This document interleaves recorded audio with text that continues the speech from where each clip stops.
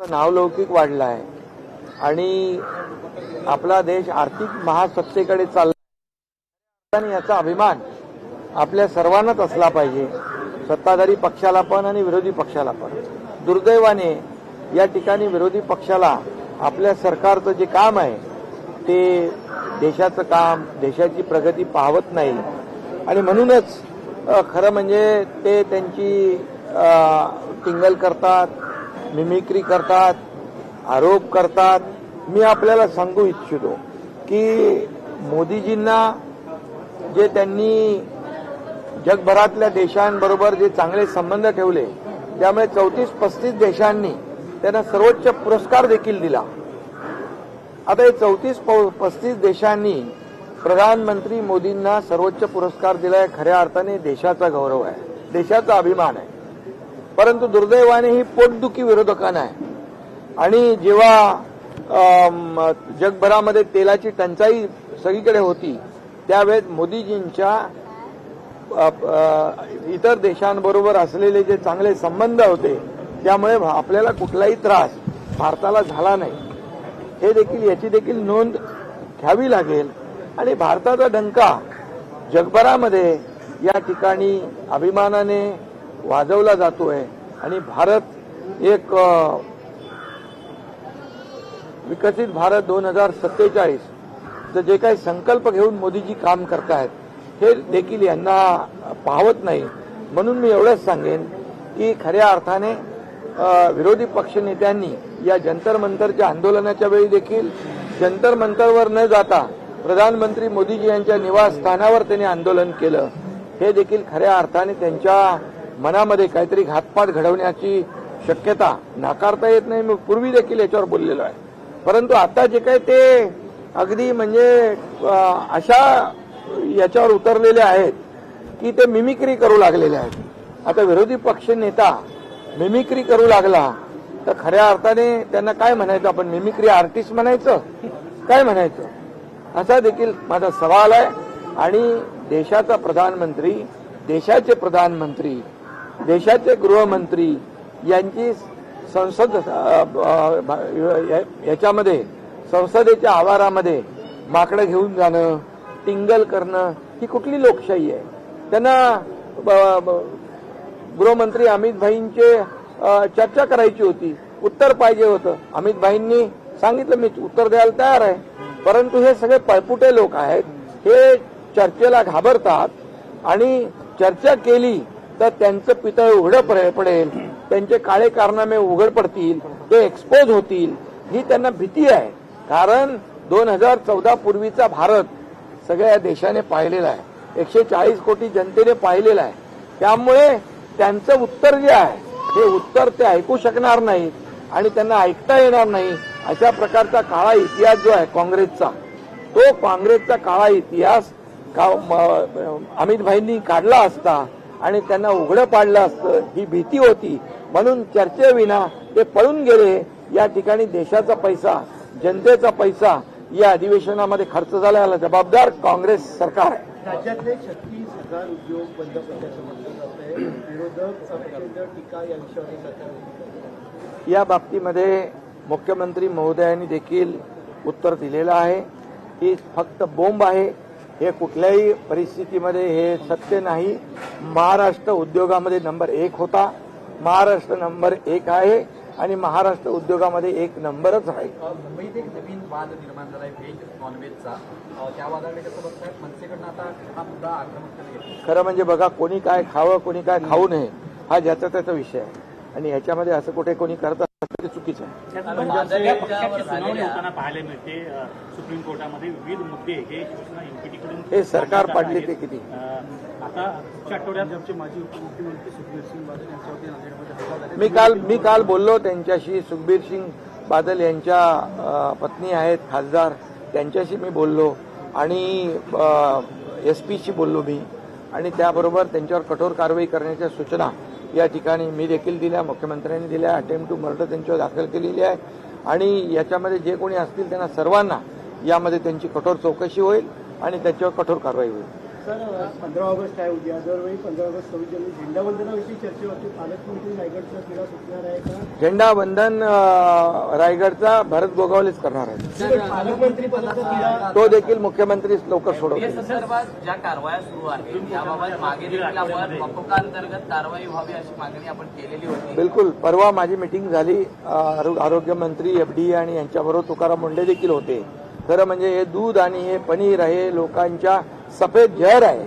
लहान मुलांच्या जीवाशी खेळणाऱ्यांना माफ करण्याचा प्रश्नच येत नाही आणि त्यांच्यावर कठोर कारवाई झाली पाहिजे आणि त्यांना मोकोकासारखा कायदा लागला पाहिजे. संघटित गुन्हेगारी आहे आणि म्हणून या संघटित गुन्हेगारांना बिलकुल बक्षता कामाने सोडता कामाने तुकाराम मुंडे जे कारवाई करतायत त्यामुळे मोठ्या प्रमाणावर भेसळ जी आहे ही भेसळ करणाऱ्यांचे धाबे दणाणले आहेत आणि भेसळ करणाऱ्यांना जेलमध्ये टाकण्याच्या सूचना आणि निर्देश या ठिकाणी सरकारने दिलेले आहेत. सरकार पाडण्याचा आरोप सुप्रीम कोर्टामध्ये जो आहे तो युक्तिवाद करताना पडला.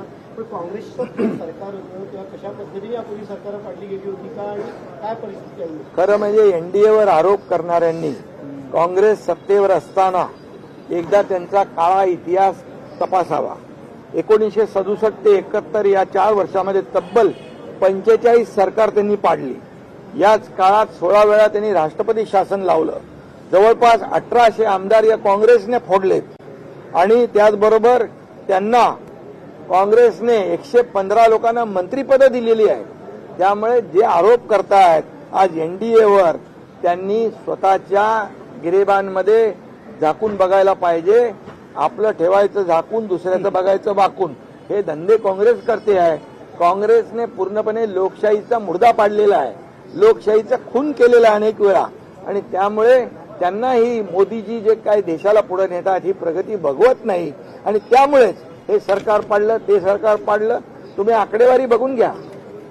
1800 आमदार फोडणारे काँग्रेस, 115 मंत्रिपदं देणारी काँग्रेस, 45 सरकार पाडणारी काँग्रेस, 16 वेळा राष्ट्रपती शासन लावणारी काँग्रेस. यांनी आत्मचिंतन करावं, विचारावं. जिसके घर शीशे के होते दूसरों के घर पर पत्थर नहीं फेंका करते. राहुल गांधी कह रहे हैं कि प्रधानमंत्री को विदेश नीति क्या है ये समझ नहीं आती है. विदेश में जाते हैं और दूसरे नेता से गले मिल लेते हैं, यही उनकी विदेश नीति है.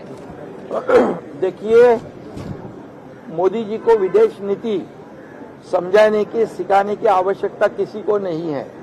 ये राहुल गांधी विदेश में जाके क्या करते हैं, किसको मिलते हैं और कैसी देश के विरोध में भाषा इस्तेमाल करते हैं, मोदी जी के खिलाफ भाषा इस्तेमाल करते हैं, मोदी जी की बदनामी करते हैं. उन्होंने मोदी जी को ये प्रोटोकॉल और क्या कहा आपने कि वो कहते हैं कि सिर्फ गले मिल विदेश नीति समझ ये गले मिलना ये हमारे संस्कृति है. हमारी ये संस्कृति है और मैं इसलिए कहूंगा कि देश की विदेश नीति जो है, मोदी जी की विदेश नीति जो है, इसके वजह से जब जब आपदा आई, जब पूरी दुनिया में ये तेल की कमी हो गई, शॉर्टेज हो गया, हमारे देश के भारतवासियों को कोई तकलीफ नहीं हुई. क्यों? क्योंकि मोदी जी का जो रिश्ता है अन्य देशों के साथ, कोविड में भी उन्होंने उनको मदद की है.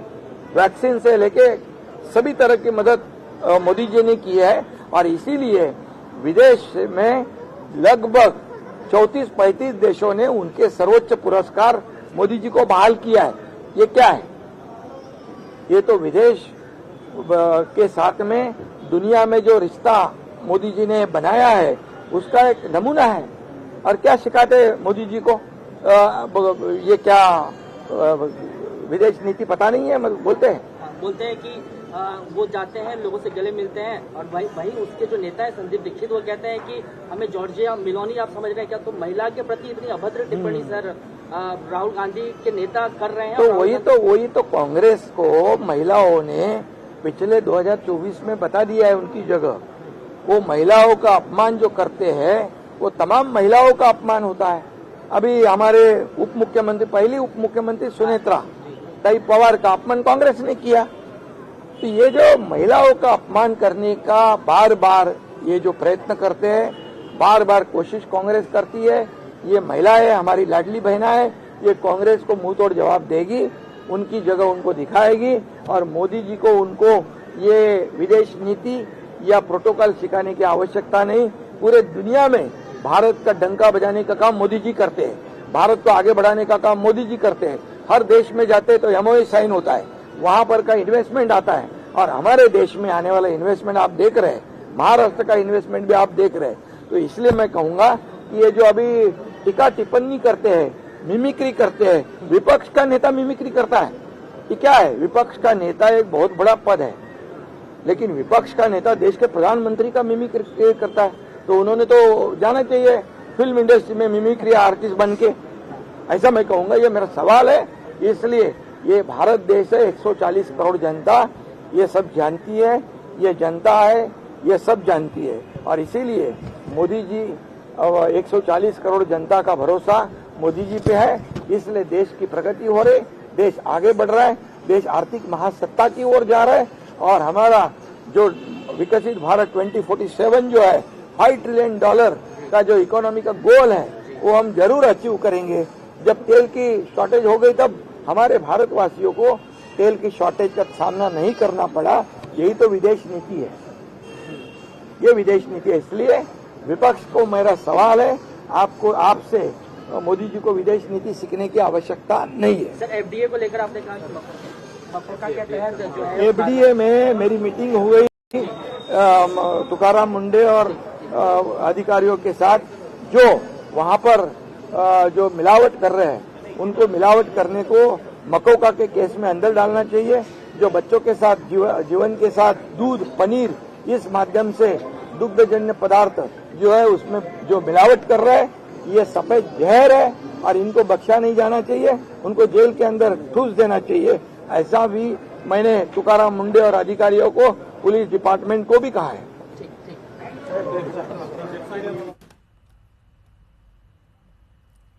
तर उपमुख्यमंत्री एकनाथ शिंदे बोलत होते। महाराष्ट्र उद्योगांमध्ये नेहमीच एक नंबर राहील असं शिंदे म्हणालेत। रायगडमध्ये ध्वजारोहण भरत गोगावलेच करतील असं सुद्धा एकनाथ शिंदे यांनी सांगितलेलं आहे। विरोधक नेहमी पळपुटेपणे करतात, भेसळ करणाऱ्यांवर मकोका लावावा असं सुद्धा एकनाथ शिंदेंनी म्हटलेलं आहे। एनडीएवर आरोप करणाऱ्यांनी स्वतःचा इतिहास पाहावा असं सुद्धा एकनाथ शिंदे यांनी म्हटलेलं आहे। लोकशाही मराठी ऐका, पहा, जागरूक रहा।